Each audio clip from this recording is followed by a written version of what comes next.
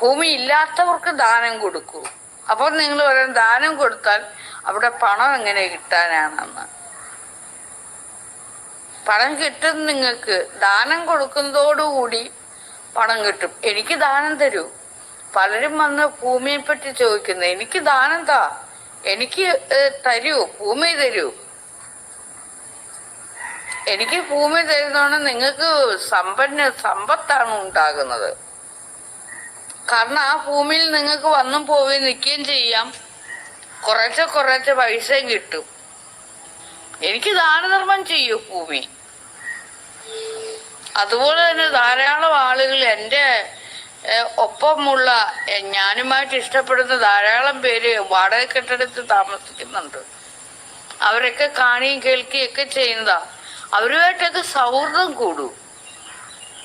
എപ്പോഴും നമുക്ക് ഇപ്പൊ തന്നെ ഞാൻ പറഞ്ഞല്ലോ, എനിക്ക് 1,00,000 രൂപയാണ് ഇതിലൂടെ ഗൂഗിൾ പേനെ ഈ യൂട്യൂബിലൂടെ അല്ലാതെ എനിക്ക് കിട്ടിക്കൊണ്ടിരിക്കുന്നത് ദാനധർമ്മത്തിൽ കൂടി. ബാങ്ക് കളിച്ച് ആ ബാങ്കിൽ നിന്നും എടുത്ത് ഞാൻ ദാനധർമ്മം ചെയ്തപ്പോൾ എനിക്ക് 1,00,000 രൂപ കിട്ടിക്കൊണ്ട് 1,00,000 രൂപയോളം എൻ്റെ കൈകളിലേക്ക് എത്തി. പക്ഷെ അത് വരവ് ചിലവ് കണക്കുകളിൽപ്പെട്ട് പോവുകയാണ്. ഞാനത് പൂട്ടിക്കെട്ടി വെക്കുന്നില്ല, കുന്നുകൂട്ടി പൂപ്പിച്ച് കളയുന്നില്ല.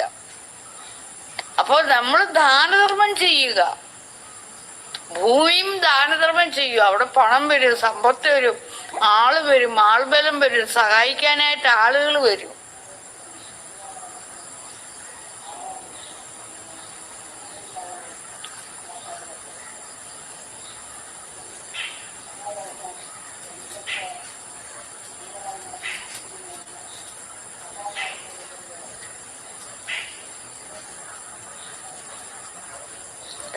എൻ്റെ പേര്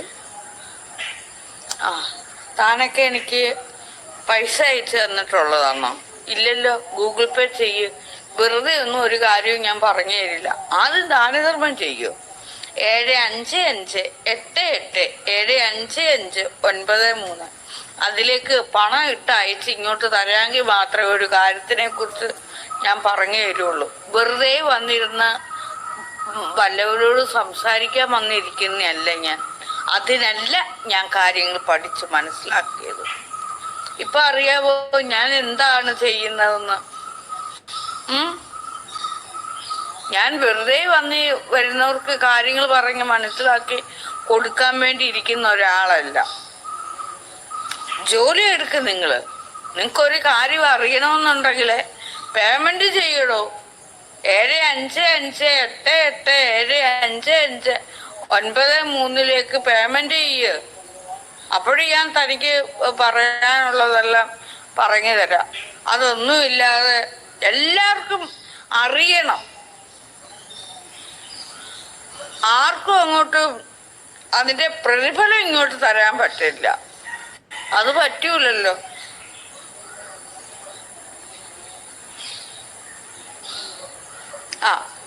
അപ്പൊ ഭൂമിയുടെ കാര്യം അവിടെ ഇന്നു.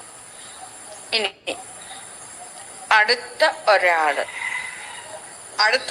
എനിക്ക് 101 രൂപ അയച്ചു തന്നു. അതെന്തിനാന്ന് വെച്ചാല് അതാണ് വളരെ രസകരം. ഒരു സ്ത്രീ വല്ലാതെ അപവാദ